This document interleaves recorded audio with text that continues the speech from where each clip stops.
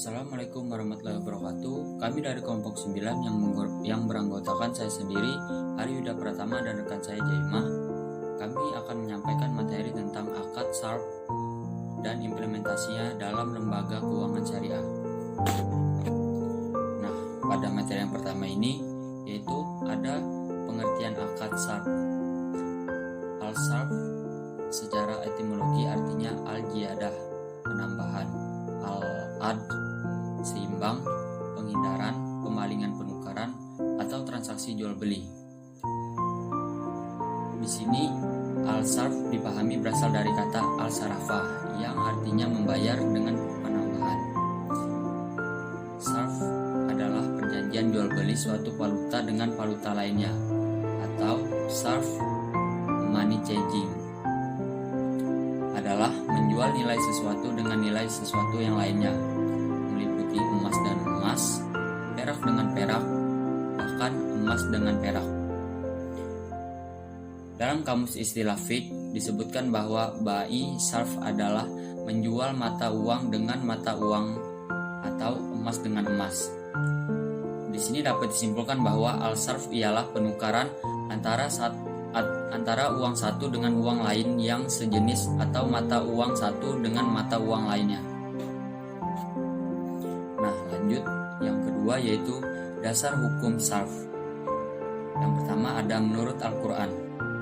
Dalam Al-Quran sendiri tidak ada penjelasan mengenai tentang jual beli sarf itu sendiri, melainkan hanya menjelaskan dasar hukum jual beli pada umumnya yang terdapat dalam surah Al-Baqarah ayat 275. Di surah Al-Baqarah ayat 275 itu ada artinya yang berbunyi seperti ini: orang-orang yang makan atau mengambil riba tidak dapat berdiri melainkan seperti berdirinya orang yang kemasukan syaitan lantaran penyakit gila. Keadaan mereka yang demikian itu adalah disebabkan mereka berkata atau berpendapat sesungguhnya jual beli itu sama dengan riba, padahal Allah telah menghalalkan jual beli dan mengharamkan riba. Orang-orang yang telah sampai kepadanya larangan dari Tuhannya, lalu terus berhenti dari mengambil riba, maka baginya apa yang telah diambilnya dahulu sebelum datang larangan, dan urusan terserah kepada Allah. Orang yang kembali mengambil riba, maka orang ini adalah penghuni neraka, mereka kekal di dalamnya. Nah, dasar hukum sarf yang kedua yaitu ada menurut Al-Hadis. Yang pertama dari Ubadah bin Samit radhiyallahu an, Nabi sallallahu alaihi wasallam berkata, emas dengan emas, perak dengan perak, gandum dengan gandum, syair dengan syair, kurma dengan kurma, garam dengan garam, hendaklah sama banyaknya, tunai dan timbang terimanya. Apabila berlainan jenisnya, bolehlah kamu jual kehendakmu asal tunai.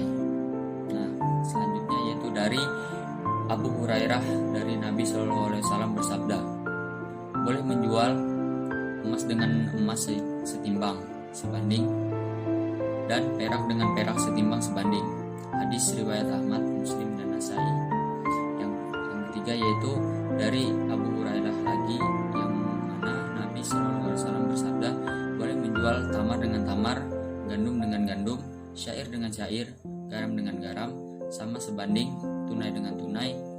Barang siapa menambah atau minta tambah, maka telah berbuat riba kecuali yang berlainan warnanya. Hadis riwayat Muslim.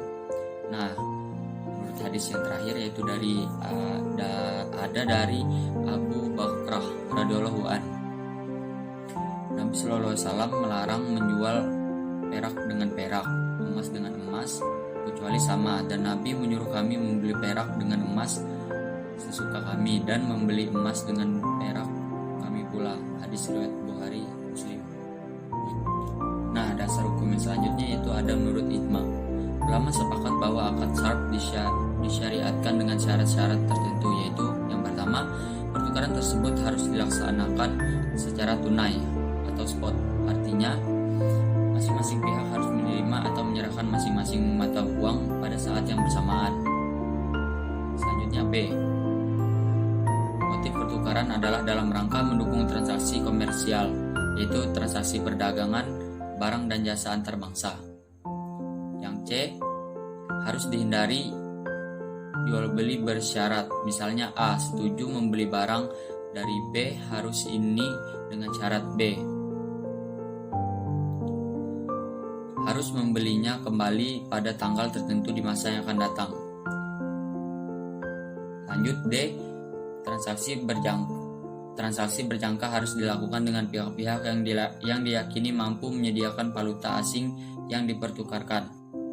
Selanjutnya D, tidak dibenarkan menjual barang yang belum dikuasai atau belum jual beli tanpa hak kepemilikan.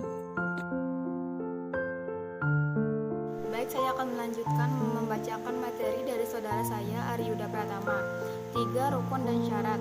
Rukun dari akad syarf yang harus dipenuhi dalam transaksi ada beberapa hal, yaitu 1. Pelaku akad, yaitu bai atau penjual adalah pihak yang memiliki valuta untuk dijual, dan mushtari atau pembeli adalah pihak yang memerlukan dan akan membeli valuta. 2. Objek akad, yaitu syarf atau valuta dan sirus syarf atau nilai tukar. 3. Sigah, yaitu ijab dan kabul.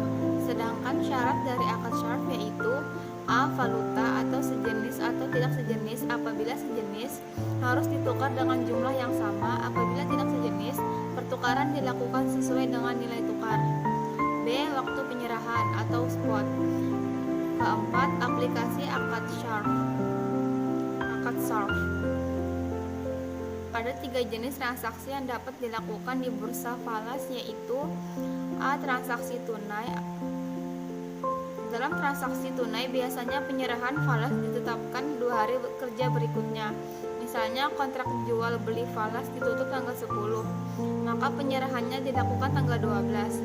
Namun apabila tanggal 12 adalah hari Minggu atau hari libur negara asal, maka penyerahan dapat dilakukan pada hari berikutnya. Tanggal penyelesaian transaksi seperti ini disebut tanggal valuta atau value date. Penyerahan dana dalam transaksi tunai pada dasarnya dilakukan dalam 3 cara. 1. Value today disebut cash settlement, yaitu penyerahan dilakukan pada tanggal atau hari yang sama dan tanggal atau hari dilakukannya transaksi. 2. Value tomorrow disebut juga one day settlement, yaitu penyerahan yang dilakukan pada hari kerja berikutnya. Yang ketiga, value spot, yaitu penyerahan dilakukan 2 hari kerja setelah tanggal transaksi. B. Transaksi berjangka atau tunggak atau forward transaction. Dalam transaksi berjangka, penyerahan dilakukan beberapa hari mendatang, baik secara mingguan atau bulanan. Kurs diterapkan pada waktu kontrak dilakukan, akan tetapi pembayaran dilakukan beberapa waktu yang akan datang sesuai dengan jangka waktunya.